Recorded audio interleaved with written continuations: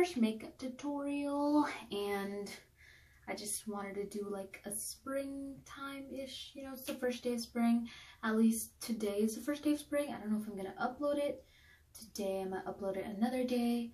But yeah, so if you want to see how I did this and watch me be awkward and, you know, yeah, just watch the rest of this video. You know, this is the look. Anyway. Okay, so we're going to start by getting the Aveeno Daily Moisturizing Lotion, and we're just going to apply that all over our face and just rub it in. Then we're going to take the e.l.f. Poreless Face Primer and also rub that all over my face. This is really soft on your skin, and it's just going to make the makeup stay, even though I have nowhere to go. Haha.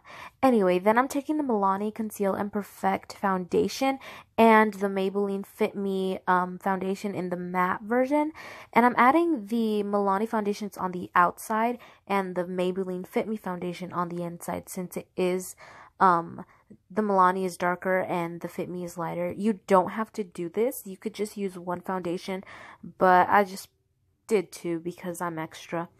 So you're just going to dot that on your face, and then I take a damp Real Techniques beauty sponge, and I'm just going to blend all that foundation into my skin, make sure there's no weird creases, and just make your skin look flawless. Then I'm taking the Physicians Formula Insta Ready Concealer and just a regular concealer brush.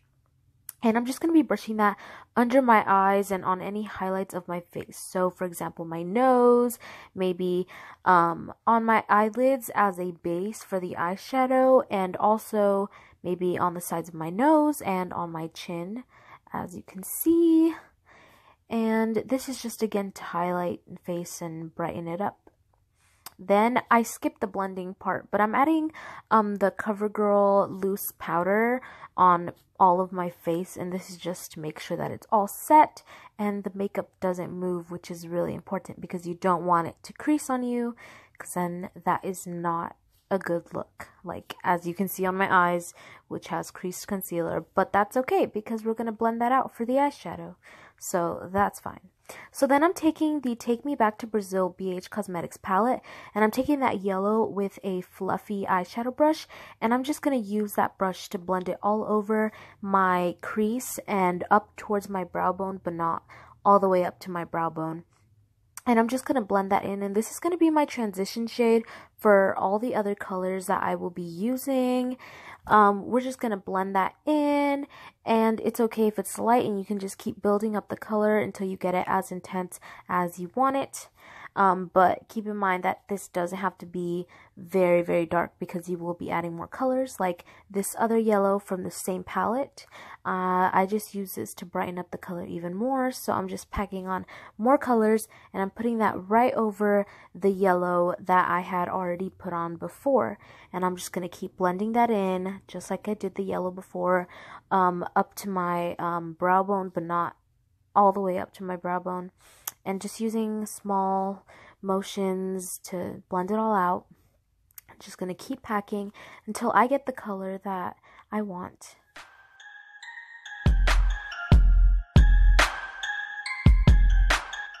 Next, we're going to take this orange shade from the same Take Me Back to Brazil palette, and with a more dense crease brush, we're just going to put that all up into our crease just to deepen up the color. And we're not going to take it as high as we did the yellows, and we're also going to add that to the outer V of our eye, and we're just going to pack it on until we get the intense color that we want from our eyeshadows.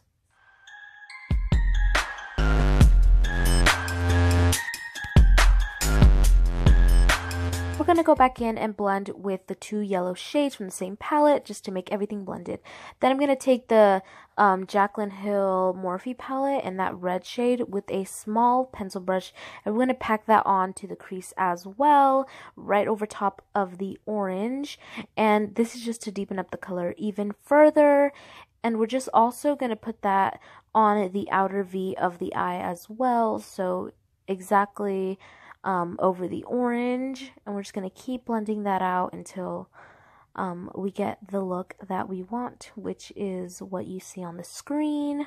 It's not completely blended yet, but we're getting there because we're also going to go in with the same 2 yellow shades from the Take Me Back to Brazil palette and the same fluffy brush, and we're going to blend all those colors again because with the small pencil brush it is a little harder to blend because the line is a bit more concentrated on one area. So we're just going to take the yellow just to blend everything out and make it seamless again.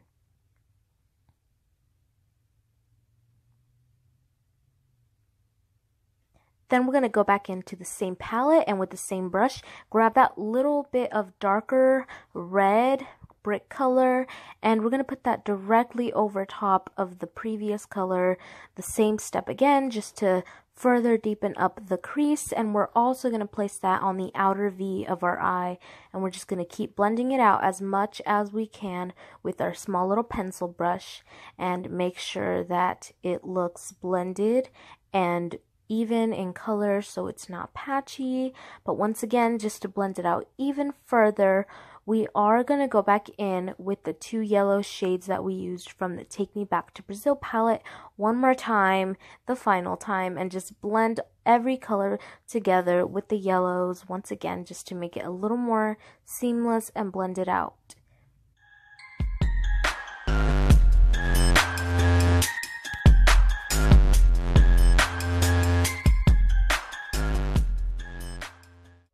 Then I'm going to take the Physicians Formula Insta Ready Concealer, and with the same concealer brush, I'm going to use the curve of the top of the brush to help me cut my crease, just like you see me doing. So I'm just going to tap on the outer, and then I'm just going to fill in the concealer on the insides, and I'm just going to keep doing that motion, just like the push and press motion to get that cut crease. And a good tip to blend out is to use your fingers on the edges.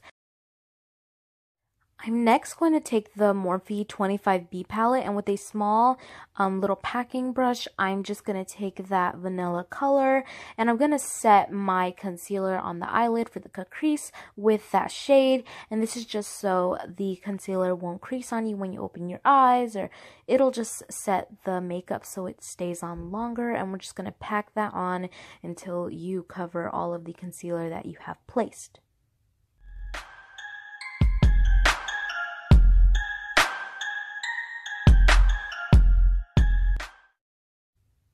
Then with a fluffy brush, I'm just going to take the 2 red shades that you used from the Jaclyn Hill Morphe palette, and we're just going to use that to blend in the light vanilla color with the red shades, the red orange shades, just to make it look more seamless and so you don't have any harsh lines in the cut crease.